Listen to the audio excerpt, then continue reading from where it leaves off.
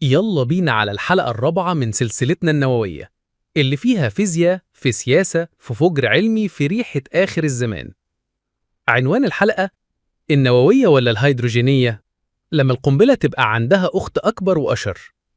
أولاً قبل ما نبدأ خلي بالك، في الحلقة اللي فاتت عرفنا إن أول قنبلة نووية كانت سنة 1945 وإنها اشتغلت بانشطار ذرات اليورانيوم أو البلوتونيوم. بس من بعدها العلماء قالوا إيه ده؟ هو ده بس؟ إحنا ممكن نخلي القنبلة دي تولع أكتر، نديها ترقية، نخليها تبقى سوبر ساين النسخة المدمرة. وهنا ظهرت القنبلة الهيدروجينية. ثانياً القنبلة النووية العادية، القنبلة الانشطارية. تعالوا نشرح ببساطة. القنبلة النووية اللي استخدمتها أمريكا في هيروشيما وناجازاكي بتشتغل على مبدأ اسمه الانشطار النووي. يعني نواة ثقيلة زي اليورانيوم 235 أو البلوتونيوم 239 تتقسم نصين بفعل نيوترون، تطلع طاقة كبيرة جدا وكمان نيوترونات جديدة تشطر نواة تانية، وتحصل سلسلة تفاعلات متفجرة. دي اسمها فيجن بومب، قنبلة انشطارية. قوتها بتقيس بالكيلو طن وبتوصل غالبا من 15 ل 50 كيلو طن، يعني تقدر تمسح مدينة صغيرة، مش قليل برضو. ثالثاً القنبلة الهيدروجينية أو اسمها العلمي ثيرمونيوكلير بومب. بتشتغل بنفس الطريقة اللي الشمس بتشتغل بيها، يعني بدل ما تشطر نواة ثقيلة، لأ، بتدمج نواة خفيفة زي الهيدروجين، وده اسمه الاندماج النووي فيوجن. بتجيب ذرتين هيدروجين خفاف زي الديوتيريوم والتريتيوم وتدمجهم بقوة رهيبة، فتنتج نواة واحدة زائد نيوترونات زائد طاقة تفجيرية أكبر بمراحل. بس في مشكلة صغيرة، علشان تعمل اندماج نووي لازم حرارة مهولة، يعني لازم نولع نار تكفي تدفي الشمس نفسها. طيب نجيب الحرارة دي منين؟ من قنبلة نووية عادية. يعني القنبلة الهيدروجينية بتبدأ بانفجار انشطاري صغير زي بتاع هيروشيما، وبعدها يحصل اندماج نووي، قنبلة جواها قنبلة. رابعاً الفرق في القوة. في فرق؟ ده مش فرق، ده كوكب تاني. النوع: القنبلة الانشطارية، القنبلة الهيدروجينية. آلية العمل: شطر نواة ثقيلة، دمج نواة خفيفة. مثال: هيروشيما وناجازاكي. اختبار تزار بامبا. القوة: من 15 ل 50 كيلو طن، من 1 ل 50 ميجا طن. مدى التدمير: مدينة صغيرة، قارة لو حبت. استخدام فعلي: 2 في اليابان، ولا مرة بس اختبرت. يعني القنبلة الهيدروجينية ممكن تبقى أقوى من النووية العادية ب1000 مرة حرفياً. خامساً مين اخترع الهيدروجينية وإمتى؟ بعد الحرب العالمية الثانية الاتحاد السوفيتي فجر أول قنبلة نووية سنة 1949، وأمريكا قالت إحنا محتاجين سلاح يخلي العالم كله يلبس خوذة، فبدأوا يطوروا القنبلة الهيدروجينية.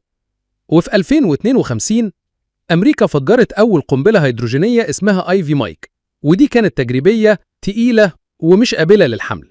بس بعدها بشهور العلماء طوروها لدرجة إنها تبقى في شكل رأس نووي تركبه على صاروخ. وفي 1961 السوفييت فجروا أقوى قنبلة نووية في التاريخ اسمها تزار بامبا. قوة التفجير 50 ميجا طن، يعني تقريباً 3300 مرة أقوى من قنبلة هيروشيما. الانفجار كان كبير لدرجة إن الناس على بعد 1000 كيلومتر حسوا بيه، والسحاب اتكون على ارتفاع 60 كيلومتر. أقرب حاجة لوصفه شلال نووي نازل من السماء على وش الأرض. سادساً ليه الهيدروجينية أخطر؟ قوتها الخارقة بتدمر مش بس مدينة، ممكن تمسح العاصمة وكل اللي حواليها. الإشعاع: رغم إن الاندماج أنظف من الانشطار، بس القنبلة بتبدأ بانشطار أصلاً. الحرارة: حرارتها توصل ملايين الدرجات. الضغط الجوي: يسبب دمار لمئات الكيلومترات. يعني لو قنبلة نووية عادية زي مدفع صغير، فالهيدروجينية أشبه بكوكب انفجر جنبك. سابعاً طب ليه ما حدش استخدمها لحد دلوقتي؟ لأنها ببساطة نهاية العالم. الدول النووية عارفة إن أي استخدام فعلي للهيدروجينية يساوي حرب عالمية نووية، يساوي فناء جماعي، يساوي مفيش منتصر. وعشان كده كل الدول العالم ماشية بمبدأ الردع النووي، يعني أنا عندي قنابل وإنت عندك قنابل، فبلاش نولع في بعض. ثامناً هل ممكن حد يصنعها النهاردة؟ نظرياً أيوة. عملياً صعب جداً جداً جداً، لأنك محتاج تكنولوجيا عالية جداً، مفاعلات نووية معقدة، تصميم دقيق جداً جداً جداً، واختبارات ومصانع وميزانيات دول.